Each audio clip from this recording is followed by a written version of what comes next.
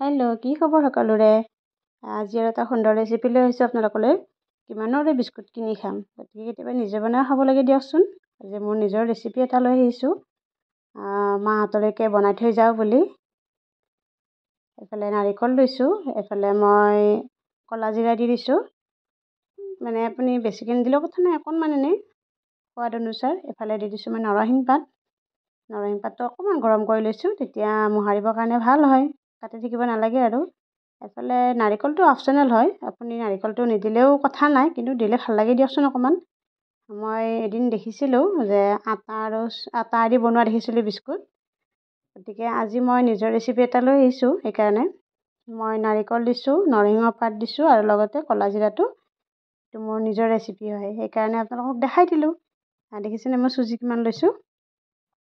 যিহেতু মই অকণমান বেছিকৈ বনাম, তাৰ কাৰণে মই 200 গ্ৰাম চুজি লৈছোঁ, 200 গ্ৰাম আটা লৈছোঁ।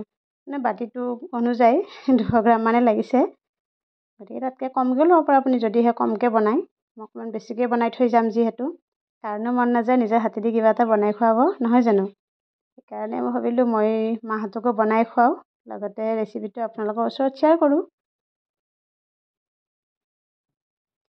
এফালে মই বেকিং পাউডাৰ দিছোঁ, বেকিং পাউডাৰ 4 চামুচ, মানে 4 ভাগৰ 1 ভাগ দিছোঁ। 1 চামুচ লৈ আপুনি 4 ভাগৰ 1 ভাগ দিব, বহুত বেছি নিদিলেও কথা নাই, কাৰণ ইয়াত যিহেতু আপোনাৰ হেৰি দিম, গতিকে এনেও ফুলিব তেনেও ফুলিব। দেখিছেনে অকণমান দিছোঁ, বহুত বেছি দিয়া নাই, বহুত বেছি দিলেও খাই ভাল নালাগিব, সেইকাৰণে একেবাৰে সামান্য দিছোঁ। কাৰণ চুজি দিলে এনেও কুৰকুৰীয়া হ'ব, গতিকে আৰু তথাপি অকণমান দি দিছোঁ সোৱাদ অনুযায়ী। এইফালে মই আটা দিছোঁ, আটা যিকোনো আটাই ল'ব পাৰে, ৰঙা আটা বগা আটা বুলি কথা নাই, আটা আটাই হয়, গতিকে যিকোনো আটাই দিব পাৰে।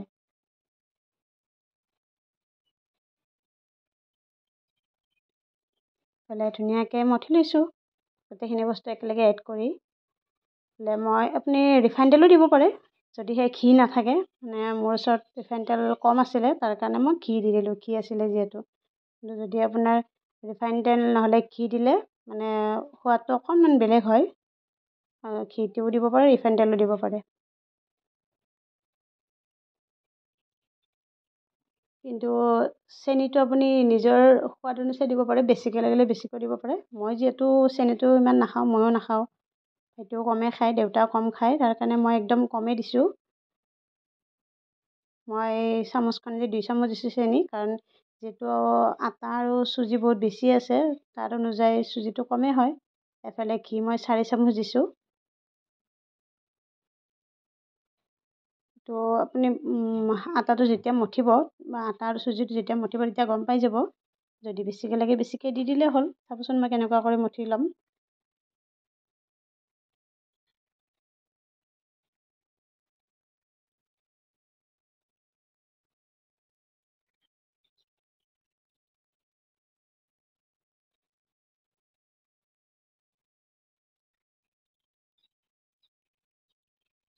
দেখিছেনে কি ধুনীয়া হৈছে?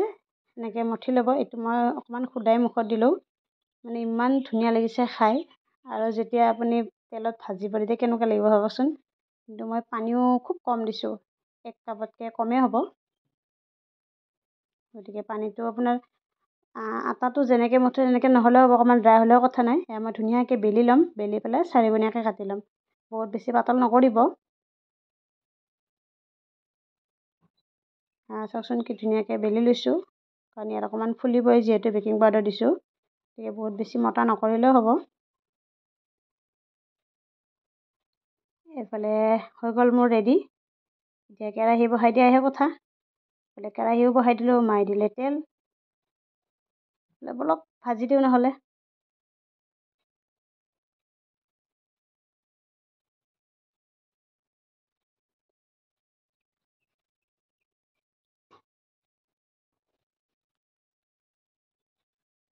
এয়া ধুনীয়াকৈ দুখন দুখনকৈ ভাজি কেনে মোৰ